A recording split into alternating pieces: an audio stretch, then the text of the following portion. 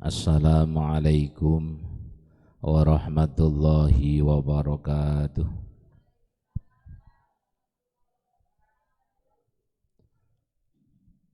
Al-Fatihah. A'udzubillahi minasyaitonir rajim. Bismillahirrahmanirrahim. Alhamdulillahirabbil alamin.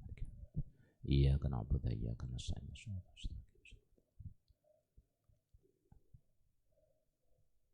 Lahumul Fatihah. A'udzubillahi minasyaitonir rajim. Bismillahirrahmanirrahim. Alhamdulillahirabbil alamin. Iyyaka na'budu wa iyyaka nasta'in.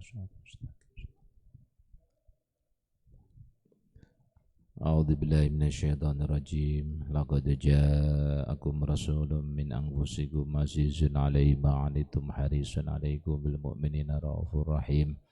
Fa in tawallaw faqul hasbiyallahu la ilaha illahu 'alaihi tawakkaltu wa huwa rabbul 'arsyil 'azim. Laqad ja'akum rasulun min anfusikum azizun 'alaihi ma 'anittum harisun 'alaikum bil mu'minina raufur rahim. فإن تولوا فقل حسبي الله لا إله إلا هو عليه توكلت وهو رب العرش العظيم لقد جاءكم رسول من أنفسكم عزيز عليه ما عنتم حريص عليكم بالمؤمنين رؤوف رحيم فإن تولوا فقل حسبي الله لا إله إلا هو عليه توكلت وهو رب العرش العظيم بسم الله الرحمن الرحيم الله لا إله إلا هو الحي القيوم لا تأخذه سنة ولا نوم له ما في السماوات وما في الأرض ما ذا الذي يشفع عنده إلا بإذنه يعلم ما بين أيديهم وما خلفهم ولا يحيطون بشيء من علمه إلا بما شاء وسع كرسيه السماوات والأرض ولا يؤوده حفظهما وهو العلي العظيم. Al-Fatihah. A'udzu billahi minasyaitonir rajim. Bismillahirrahmanirrahim. Iyyaka na'budu wa iyyaka nasta'in. Shiratal mustaqim. Bismillahirrahmanirrahim. Alhamdulillahirabbil alamin. Wa bihi nasta'inu ala umuri dunya waddin. Assalatu wassalamu ala asyrafil anbiya'i wal mursalin Sayyidina maulana Muhammadin wa ala alihi wa sahbihi ajma'in. Rabbi syrah li sadri wa yassir li amri wa hlul uqdatam min lisani yafqahu qawli. Allahumma salli ala Sayyidina Muhammadin abdika wa nabiyika wa rasulika nabiyil ummi wa ala alihi wa sahbihi wa sallim taslima biqadri Allahumati dhatika fi kulli waqtin wahin. Amma ba'du. Yang kita muliakan para alim, para ulama, para kiai, ahausul zikri, syaihina, murabbi ruhina wa mursyidina As-Syaikh Haril Muhammad Salahuddin Al-Ayyubi bin Abdul Jalil. Yang kita muliakan warga besar Pondok Peta Kauman Tulungagung, yang kita muliakan Mbah Nyiza, Ibu Nyai, Mbah Nyai, Sedoyo, para bapak, para ibu ingkang sangat kula mulyakaken, yang kami hormati. Alhamdulillah, pada pagi hari ini kita dipertemukan lagi oleh Allah Subhanahu wa ta'ala. Mudah-mudahan dalam pertemuan ini Allah berikan ridho kepada kita semua, keberkahan dan kemanfaatan untuk kita semua, min yaumina hadza ila yaumil qiyamah. Amin Allahumma amin. Bapak Ibu yang saya hormati, Allah Subhanahu wa ta'ala memberikan sesuatu yang potensi dalam diri manusia atau substansi yang ada dalam diri manusia, itu adalah hati atau rohaniyah. Karena itu akan mempengaruhi perilaku seseorang. Jadi perilaku seseorang itu terpengaruh dari sesuatu yang Allah berikan. Yang paling substansi dalam diri manusia adalah hati atau jiwa. Allah Subhanahu wa ta'ala memberikan waktu kepada manusia yang sama dalam satu hari satu malam, yaitu 24 jam. 24 jam itu diberikan oleh Allah Subhanahu wa ta'ala kepada setiap manusia. Cuman dalam diri manusia tersebut ada yang bisa memanfaatkan waktu, menggunakan waktu, memuliakan waktu, atau menghormati waktu. Tidak sama. Ada yang waktunya banyak dibuat untuk mencari rezeki, ada yang waktunya sama mencari rezeki juga mengaji, ada waktunya yang untuk tidur saja nggih wonten, akeh turune, akeh jagonge. Akhirnya 24 jam itu yang bermanfaat untuk setiap manusia tidak sama. Untuk itu, mengingat pertemuan yang kemarin, saya memberikan peringatan pada diri saya sendiri dan panjenengan sedaya, mari kita jaga waktu. Jaga waktu agar supaya waktu itu ada manfaat, ada gunanya, dan ada isinya. Isi yang bermanfaat dan isi yang berguna. Bapak Ibu yang saya muliakan, setelah kita mengetahui bahwa waktu yang Allah berikan untuk kita satu hari satu malam sama 24 jam, dan juga sudah bisa kita rasakan, sudah bisa kita lihat dalam diri kita sendiri masing-masing, tiap harinya tidak sama. Hari ini mungkin semangat membaca Al-Quran, hari ini semangat membaca sholawat, dan hari ini tidur melulu.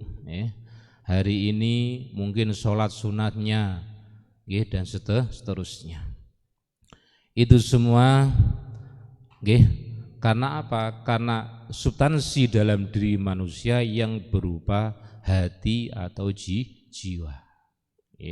Hati atau jiwa itu akan berpengaruh pada perilaku seseorang. Maka dari itu, perilaku itulah munculnya dari hati. Kita asah, kita tata agar menunjukkan atau memunculkan sebuah potensi, yang potensi itu menjadi potensi baik, tidak potensi yang buruk. Allah memberikan dawuh, ada istilah beruntung dan tidak beruntung. Karena apa? Karena kita semua manusia tidak ada yang tidak ingin beruntung. Maka sareng-sareng untuk apa? Ya untuk diasah hati kita, jiwa kita diasah menuju pada arah yang beruntung.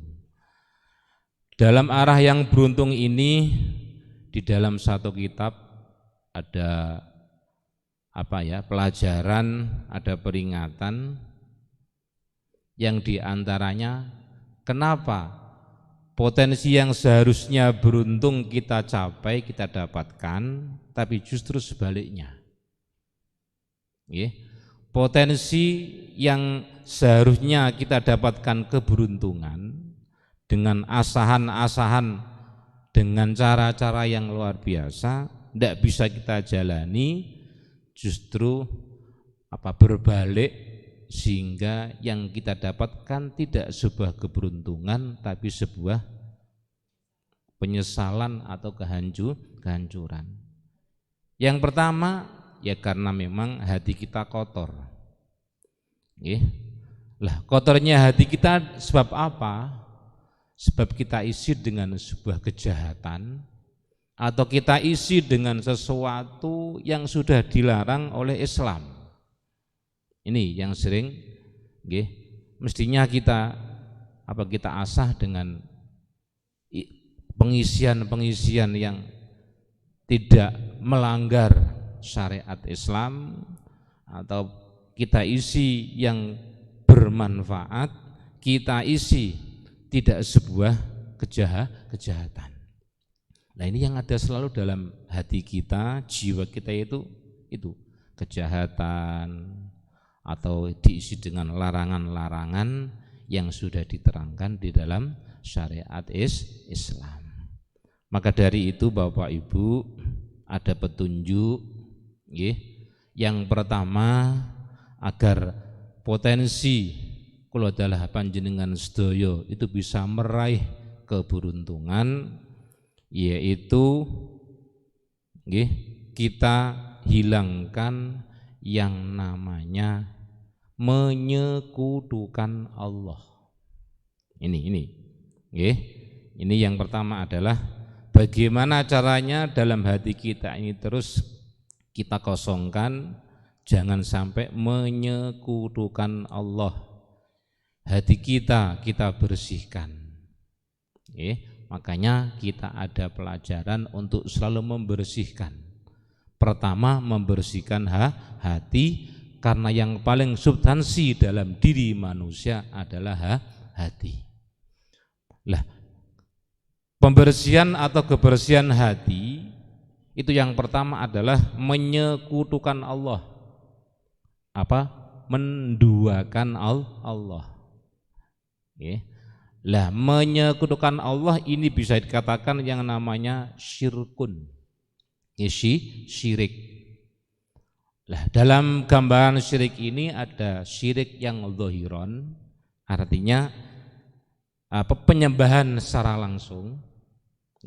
Mungkin kalau kita insya Allah dijaga, diselamatkan itu. Yang kedua ini syirkun sing batiniyah. Artinya apa? Di dalam hati ada perasaan, ada penganggapan bahwa ada kekuatan yang datang dari selain Allah, dan juga ada penganggapan bahwa ada kemanfaatan yang bisa datang dari selain Allah. Ini yang sering terjadi dalam diri kula dalah panjenengan sedaya. Gitu. Niki sering niki. Syirkun yang sering menghantui atau menemani kita itu adalah bentuk syirik yang batin. Ada anggapan, bahkan kadang-kadang ada sebuah keyakinan ada yang bisa mendatangkan kemanfaatan selain Allah, dan ada yang mendatangkan apa-apa selain Allah. Itu sudah termasuk syirkun khafi, menyekutukan Allah secara secara samar. Maka wajib dibersihkan, dijaga kebersihan hati kita. Kenapa Bapak Ibu? Dalam Al-Quran Allah dawuh Bismillahirrahmanirrahim. Ini yang panjenengan kabeh sering mendengar dan saya yakin juga hafal. Bismillahirrahmanirrahim. Yauma la yanfa'u malun wala banuna illa man atallaha biqalbin salim. Ini illa man atallaha biqalbin salim. Jadi pada dasarnya bahwa besok yang sowan kepada Allah itu bukan jasmaniah kita, bukan jasad kita, tapi adalah roh kita. Roh kita. atau hati kita. Nah, makanya karena yang sowan menghadap Allah Subhanahu wa taala itu adalah hati kita atau roh kita, maka kewajiban kita adalah membersihkannya hati kita dari apa? Yang pertama adalah syirik atau menyekutukan Allah. Artinya punya pandangan, punya gambaran seakan-akan ada sesuatu yang datang dari selain Allah. Nah, ini kotoran-kotoran yang menjadi penyakit dalam hati kita sehingga mempengaruhi perjalanan perilaku kita. Dalam hadis juga diingatkan, ala wa inna fil jasadi mudghatan idza sholahat sholaha al jasadu kulluh wa idza fasadat fasadal jasadu kulluh ala wa hiya al qalbu. Nah niki sareng-sareng nggih. Jadi untuk selalu menjaga hati kita agar supaya hati kita bersih, bersih ini agar supaya apa? Mempengaruhi perilaku kula adalah panjenengan sedaya. Yang pertama apa? Yaitu dibersihkan dari yang namanya syirik atau menyekutukan Allah Subhanahu wa ta'ala. Menurut Syekh Ibnu Katsir atau Imam Ibnu Katsir yang mengartikan atau menafsiri dalam surat ayat yang saya baca tadi, yauma la yanfa'u malun wala banuna illa man atallaha biqalbin salim. Jadi biqalbin salim ini menurut Ibnu Katsir yang pertama adalah apa tadi? Syirkun khafi, bersihkan dari kemusyrikan. Lek kemusyrikan secara zahir panjenengan secara zahir tidak menyembah kepada matahari, tidak menyembah kepada pohon atau menyembah kepada gunung, tidak. Tapi secara zahir kita bersujud menyembah kepada Allah Subhanahu wa taala, tapi hati kita walaupun dalam sujud kita diatur oleh syariat, tuntunan sudah benar, tapi hati kita sering muncul, dalam hati kita sering muncul, yaitu yang namanya ada kemanfaatan yang datang dari selain Allah, ada kekuatan juga yang datang dari selain Allah. Itu namanya hati kita kotor. Kalau kita tidak kita bersihkan akan menjadi penyakit. Ketika penyakit ini sudah kronis, mohon maaf, awake dhewe tidak akan selamat.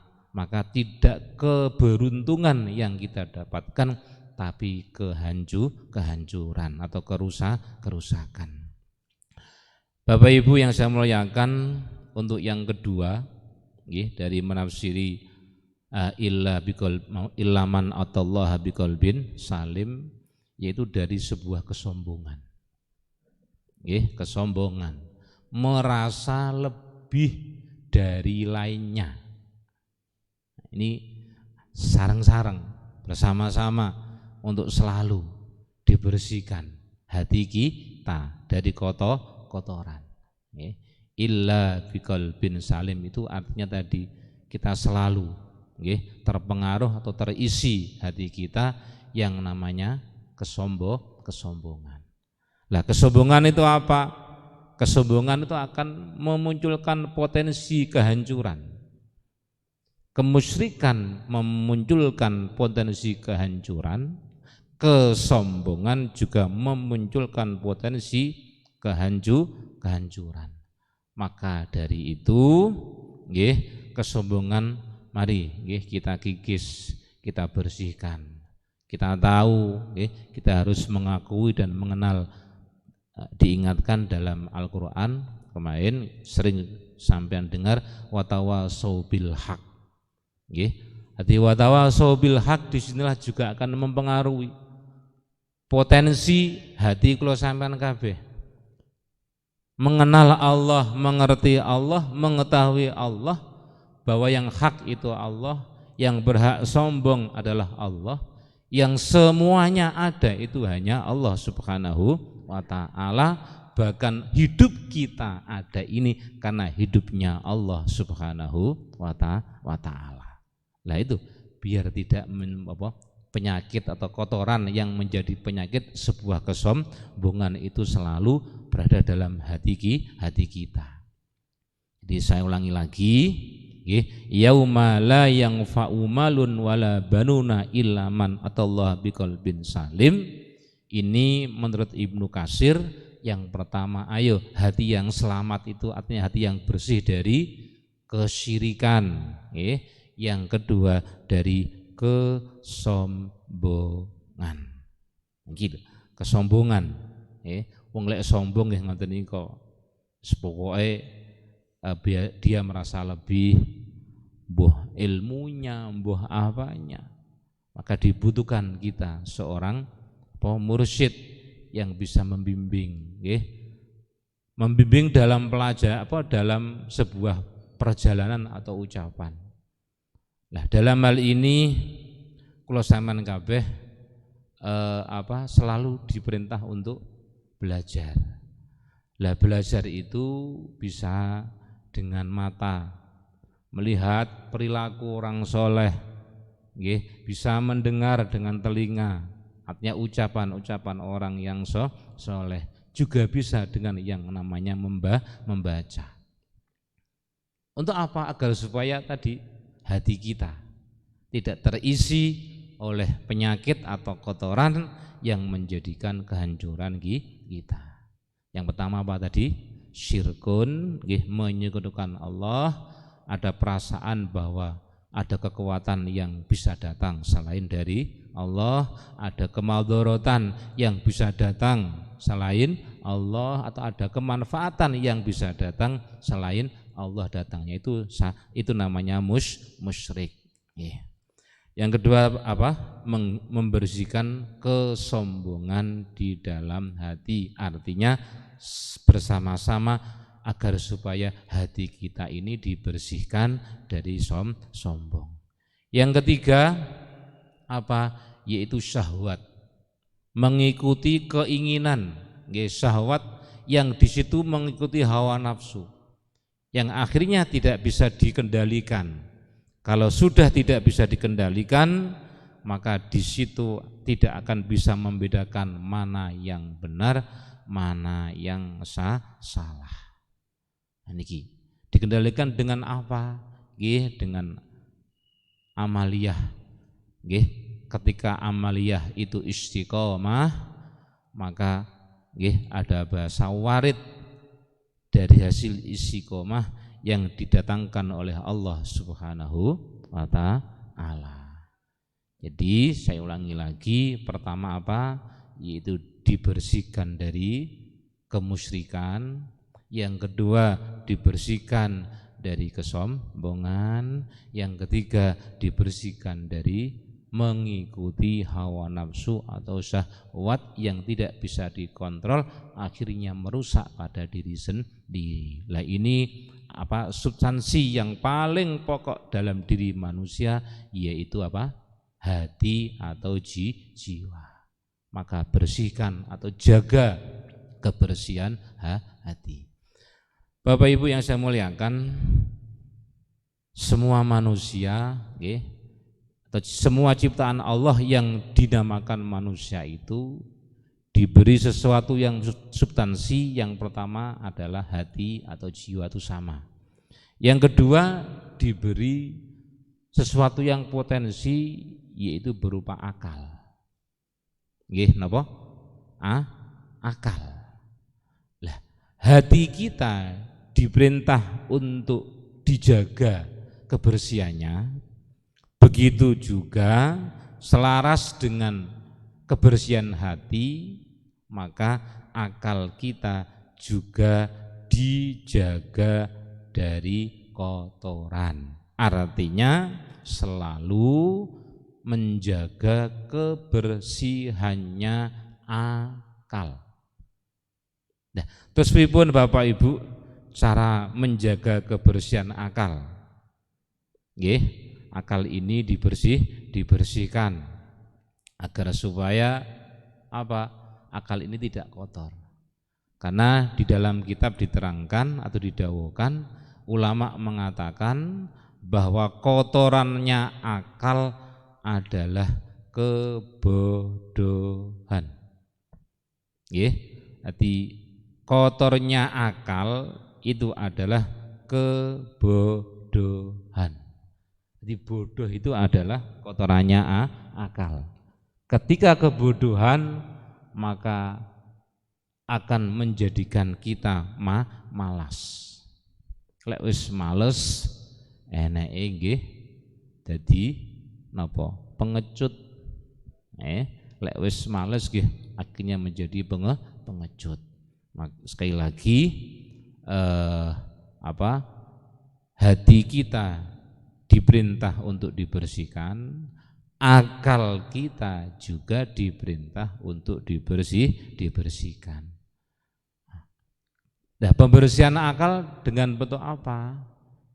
Ya tadi, kotoran yang ada dalam akal kita, ulama sebut adalah kebodohan.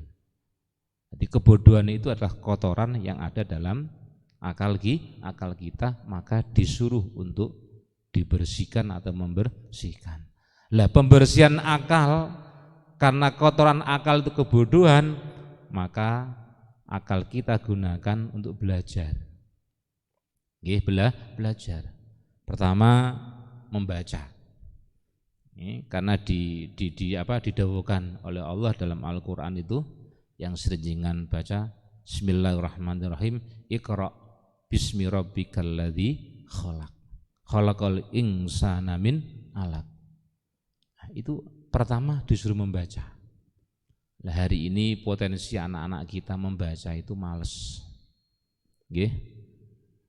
Mbah nurun sapa ndak roh ngoten nggih. Mbah nurun pake, mbah nurun ibuke, pokoke bocah sakniki kon maca males. Jadi usahakan dan ada dorongan dari orang tua nggih anak-anak kita agar supaya akalnya itu tidak kotor, maka disuruh untuk membaca. Membaca apa? Ya sejarah. Kalau memang masih sekolah, ya, pelajaran sekolah apa yang dibaca, atau di madrasah, ya, pelajaran madrasah dibaca. Sekarang ndak, berangkat sekolah, berangkat ngaji, sebutnya teko, sampai pada tempatnya kadang mau mendengarkan, kadang tidak. Dan ini adalah tanggung jawab kita sebagaimana orang tua. Kadang-kadang wong tua niku nek nyalane, piye madrasahe, piye pondoke, piye sekolahane, ndak. Nggih, tidak akan lepas dari jiwa kula adalah panjenengan sedaya sebagai orang tua. Jadi panjenengan merawat dirinya dengan amaliyah dan ubudiyah dan muamalah anaknya, jangan sampai terlena. Kewajiban kita sebagai orang tua untuk selalu mengontrol anak. Karena apa? Karena jangan sampai akal anak kita menjadi kotor. Begitu juga akal kula adalah panjenengan sedaya juga tidak menjadi kotor. Bagaimana cara pembersihannya? Yaitu dengan belajar, karena kotornya akal kita adalah kebodohan. Wong lek bodoh ngoten nika nggih. Dadi kaya wujuduhu ka'adamihi. Adanya orang itu sama saja tidak ada. Nggih, adanya orang itu sama tidak ada gunanya. Nggih. Hati belajar yang pertama dengan akal, yaitu dengan membaca. Diingatkan Iqra bismi rabbikal ladzi khalaq. Tadi saya juga menyinggung ada belajar yang lewat apa? Pandangan mata atau melihat.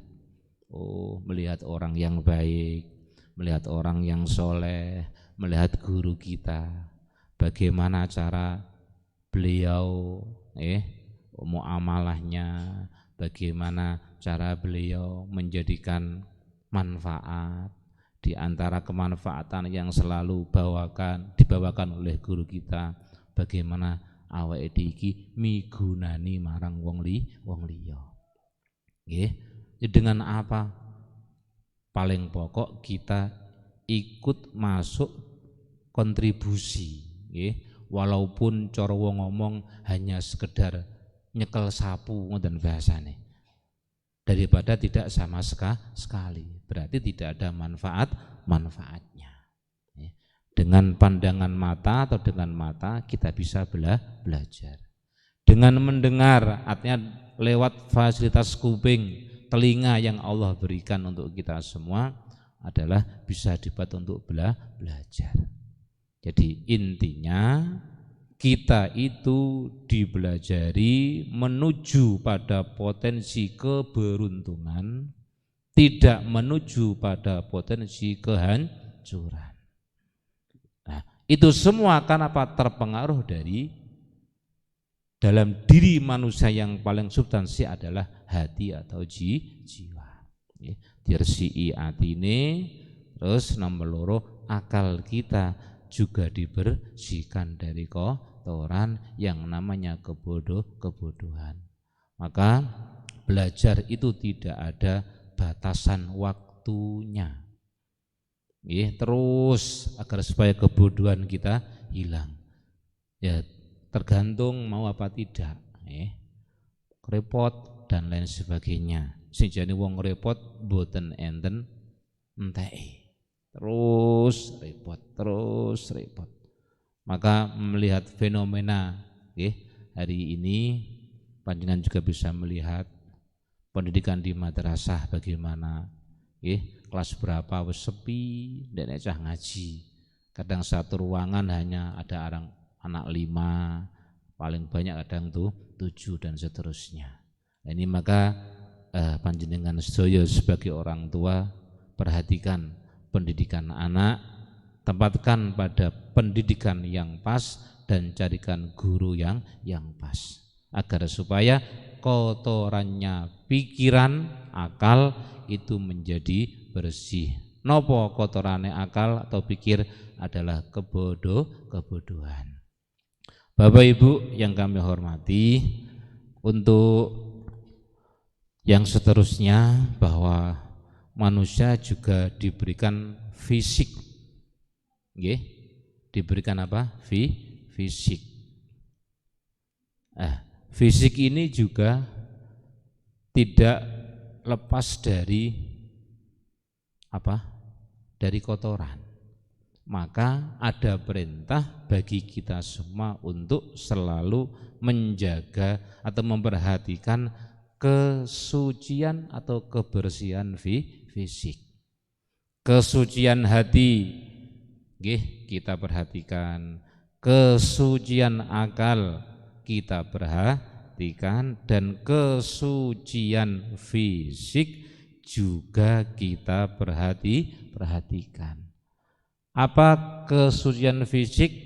Yang sering kita dengar dengan sebutan toharoh. Toharoh atau bersuci.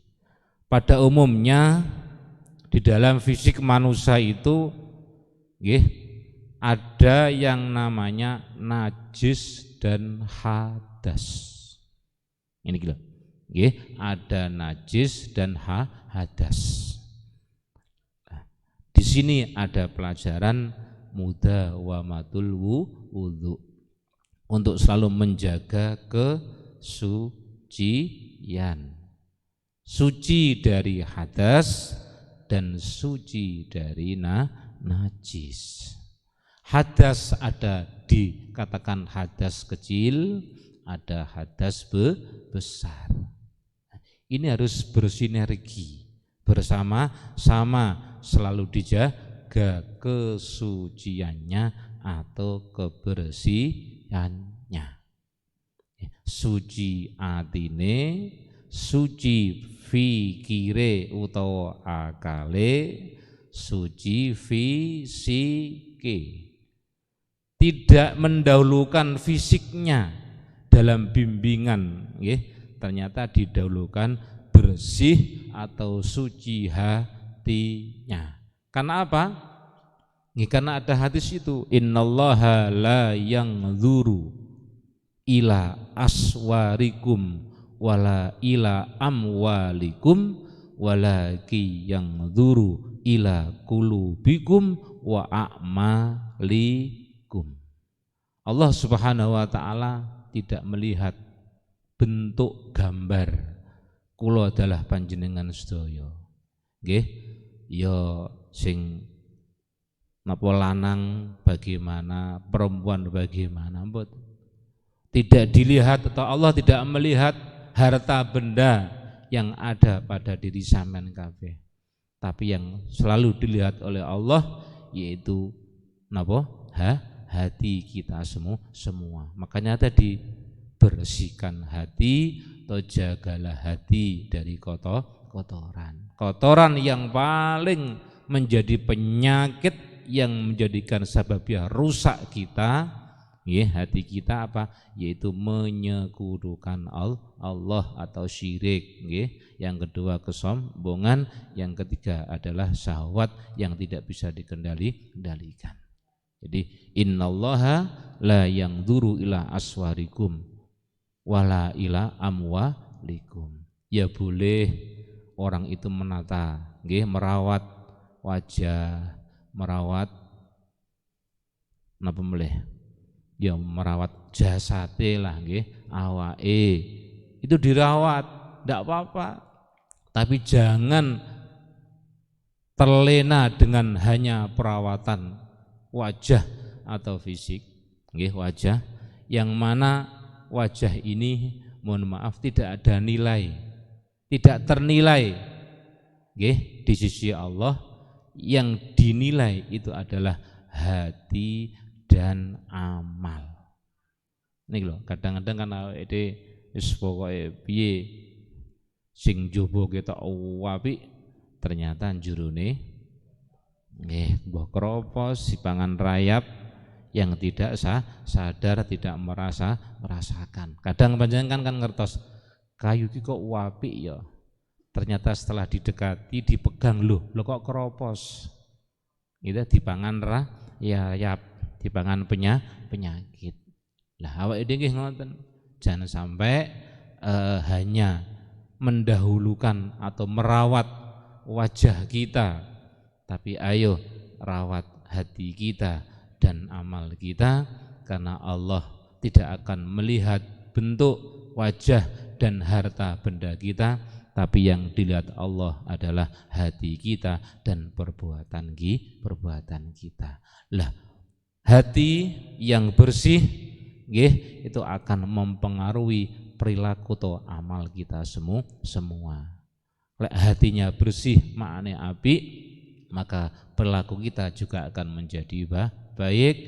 Kalau sebaliknya, kalau hati kita ini kotor, maka akan berpengaruh pada perilaku kita yang kotor, amal kita yang kotor. Bapak Ibu yang saya hormati, setelah kita diberi hati yang bersih oleh Allah Subhanahu wa taala, maka cirinya satu di antaranya tidak akan mencari kesalahan orang lain. Ketika ada kesalahan tidak disalahkan, tapi dibimbing, diarahkan untuk menjadi benar. Lah niki lho, lek awake dhewe kan mboten penyakite nggih, sering goleki salahe wong terus dihakimi. Jangan gitu.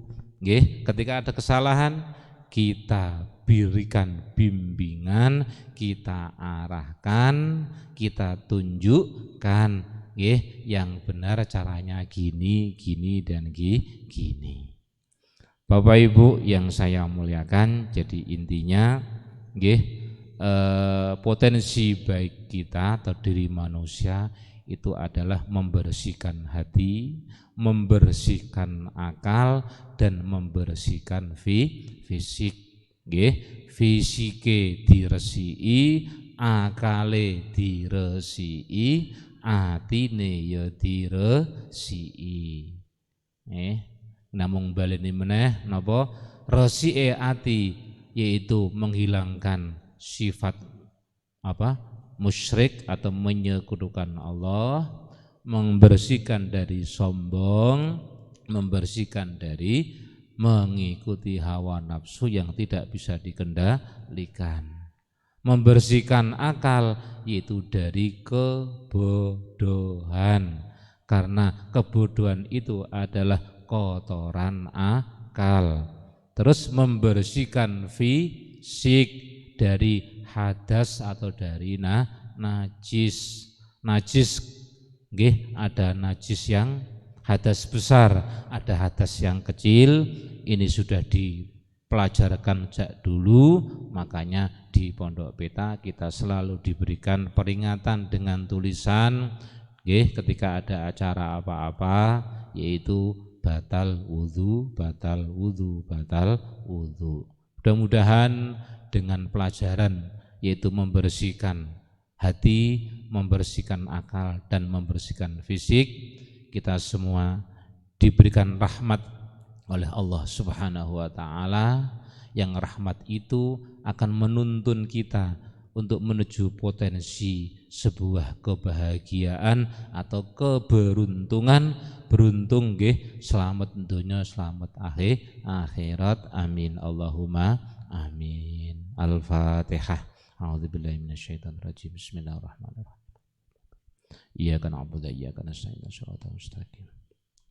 Bismillahirrahmanirrahim. Alhamdulillahirabbil alamin. ولا يعود حفظهما وهو العلي العظيم وحفظا من كل شيطان مارد وحفظا ذلك تقدر العزيز العليم وحفظنا من كل شيطان رجيم إنا نحن نزلنا الذكر وإنا له لحافظون له معقبات من بين يديه ومن خلفه يحفظونه من أمر الله الله حافظ عليهم وما أنت عليهم بوكيل إن كل نفس لما عليها حافظ بل هو قرآن مجيد في لوح محفوظ فإن تولوا فقل حسبي الله لا إله إلا هو عليه توكلت وهو رب العرش العظيم يا حفيظ يا حفيظ يا حفيظ احفظنا اللهم احرسنا بينك التي لا تنام واكنفنا بكنفك الذي لا يرام يا الله يا الله يا الله يا رب العالمين سبحان ربك رب العزة عما يصفون وسلام على المرسلين والحمد لله رب العالمين. Wassalamualaikum warahmatullahi wabarakatuh.